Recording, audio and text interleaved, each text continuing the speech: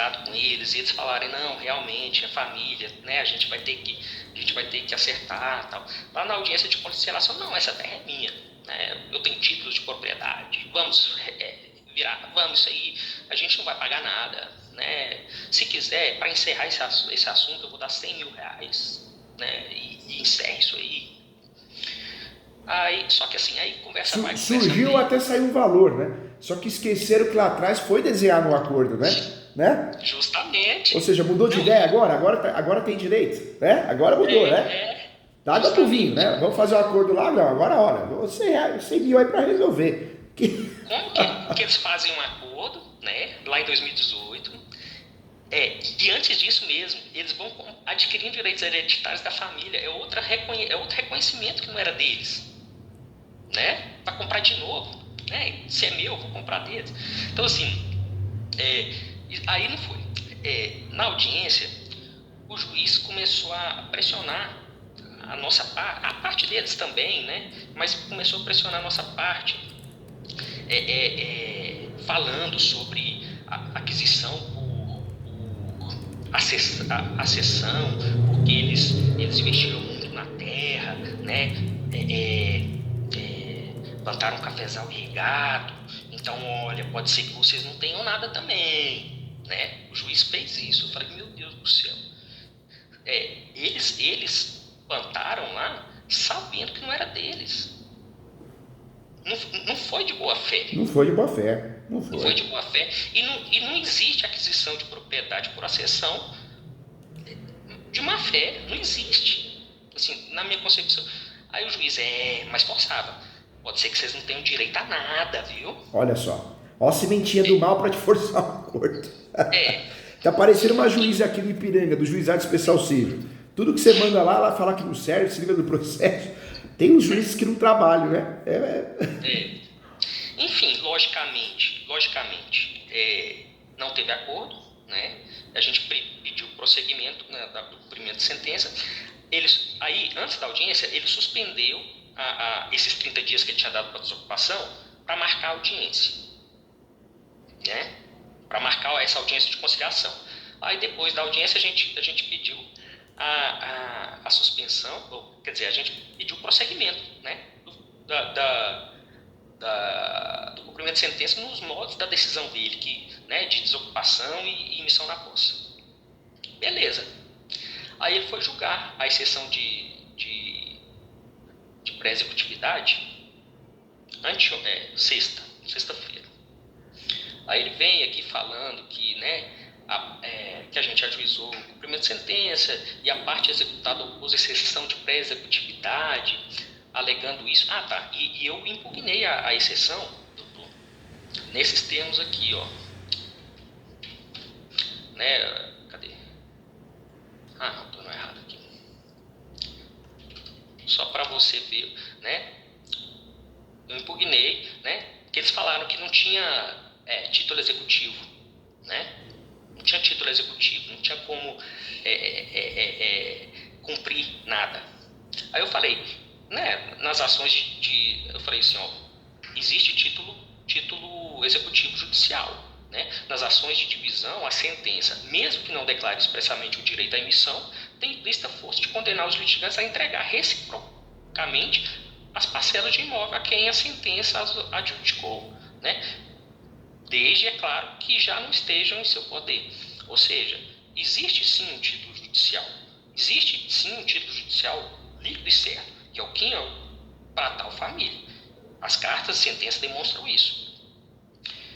Aí eles falaram sobre a legitimidade ativa dos exequentes, que são os herdeiros, aí eu rebati.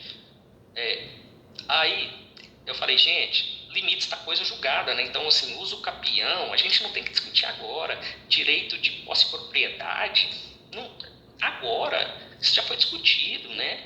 Incorreção do plano de divisão, folha de pagamento. Gente, isso transitou em julgado. Já foi, né? Perdeu, precluiu já. São questões de méritos que já foram julgadas, já foram discutidas, contraditadas e decididas por sentença. Aqui no cumprimento de sentença não é ambiente para isso, né? Então, assim, é, e é, eu até aleguei que, inclusive, né, a exceção de pré-executividade não é cabível. E também esses fundamentos deles não poderiam ser utilizados na exceção de pré-executividade. Verdade, não poderia não, verdade. Né? Então, assim, outras matérias estranhas ao processo também foram objeto dessa exceção. Eu falei, não, isso aí eu nem vou rebater, porque não tem como a gente discutir isso aqui nessa exceção. Fica até difícil fazer a defesa, né? Fica até difícil. Isso, né? Aí eu fiz uma defesa bem fundamentada, assim, né? Bem didática mesmo. Mesmo porque, não sei qual foi a estratégia deles, porque a exceção de pré-executividade era um instrumento de defesa incidental e não uma defesa direta, né? Se é incidental, como que você vai trabalhar com uma linha de defesa incidental? Estranho, né? Estranho. Só que aí vem o juiz sexta-feira e acata a exceção de pré-executividade deles nos seguintes termos vou ler aqui, né? Eles vêm e falam assim, ó. Aí fala, na hipótese em apreço, os executados pretendem a extinção do feito, né, alegando a ausência de título executivo, principalmente, né, pela ausência de título executivo certo e exigível. Os outros fundamentos ele nem considerou, graças a Deus, né? Assim, né? Então, assim, o único fundamento que ele falou, não, o que tem pelo menos uma basezinha é essa ausência de título executivo. Porque o juiz para deferir uma ação de pré-executividade, ele tem que fundamentar com o 803. O 803, ele fala o quê? Que é nula a execução, o título executivo extrajudicial que não corresponder à obrigação certa ali que é exigível. Não é o caso. Vamos pensar no 2. O 2 seria o quê? Seria o executado... Ele fundamentou no 803. Fundamentou no 803? Tá vendo como tem? Você vê, porque o segundo caso, vamos lembrar, o inciso 2 vai falar o quê? O executado não for regularmente citado. Foi. E sobrou o quê? O juiz poderia ter alegado que foi instaurada antes de verificar a condição ocorreu o termo. Também não, né? Aí ele alegou isso, né? E beleza. Aí ele vem falando da ausência do título líquido certo e exigível. Ele falou que é ausente. Olha o que ele considerou. Deixa eu ver. Ele fala da sentença, né? Consta na exordial que as cartas de sentença originaram-se do título executivo, ora exequendo, sentença prolatada tal. Porque o grande fundamento da exceção de pré-executividade é um furo, um erro de ordem pública na execução. E não teve, né? Não teve. Não, ele fala aqui, né, que... Não teve um vício de ordem pública, né? Tem matéria de ordem pública. Ele falou assim, olha, de qualquer forma, a exceção de pré-executividade continua a se destinar para questionamentos de matéria de ordem, né, pública. Tais matérias sempre foram categorizadas, assim, ele tenta abrir o leque, né? Ele tenta trazer, né, o porquê a utilização. Mas estranho, como que conseguiu aplicar o 800? Olha, você vai conseguir informar isso em recurso de apelação, hein? Mas você vai ter que informar. Esse recurso de apelação, você vai ter que bater que é uma afronta. Você tem que fazer isso, hein, doutor? Faz isso, hein? Faz isso. Nós já ganhamos aqui uns 8 anos atrás uma situação com uma tese parecida. O doutor vai ter que falar desse recurso que existe uma afronta ao 803 do Código de Processo Civil. Essa afronta, o doutor já aproveita para pré-questionar.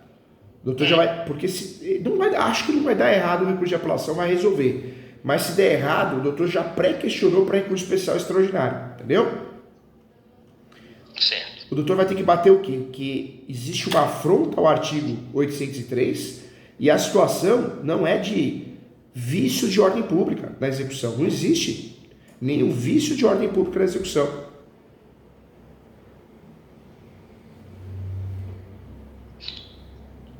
E o doutor bate também, um ponto que tem dentro dessa linha de raciocínio, bate também, doutor, que na ação de pré-executividade tem que ter documentos que comprovem a possibilidade da anulação. E não tem. Que documentos que tem? Não tem um. Quais são os documentos que comprovam a anulação da execução? Nenhum. Não tem.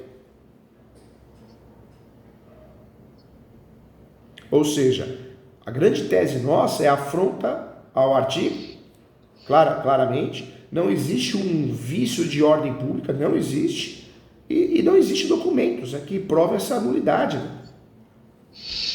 Pois é. Ó, aí ele vem aqui e fala assim, ó, olha isso.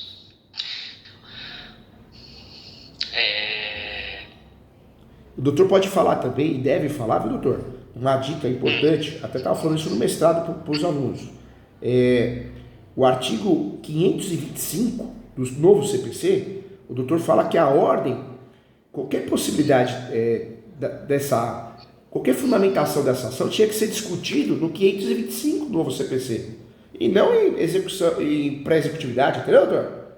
Ou seja, se eles perderam as situações onde impugnar a execução, o problema é deles. Pois é, eu aleguei isso, né? Eu falei, gente, eles perderam. Não tem como. Sinceramente, eu não esperava nunca que essa exceção de pré-executividade... Foi uma fatalidade jurídica aí, viu? Tudo bem, a gente não sabe se tem contato, amizade, corrupção. O judiciário nosso no Brasil é podre, né? É uma justiça falida. Vai saber, mas tá errado, tá, hein? Comprou a ideia, que isso? Não, olha a sentença dele. Olha a sentença dele. Compulsão dos autos, observa que o pedido consubstancia-se, né, o pedido do cumprimento, na obrigação de fazer, ou seja, desocupação de imóvel rural identificado pelo quinhão da família. Né? Aí ele fala, assim, evidente que a ação versa sobre a obrigação de fazer sem conteúdo... Ah, não, tá, isso aqui é outra coisa que ele está falando aqui. Aí ele está falando aqui assim, ó. Cadê, gente? Cadê? Aqui. Ó, ele fala assim, entretanto, analisando o título que lastreia o presente feito, cumprimento de sentença, extrai-se que foi julgada por sentença a divisão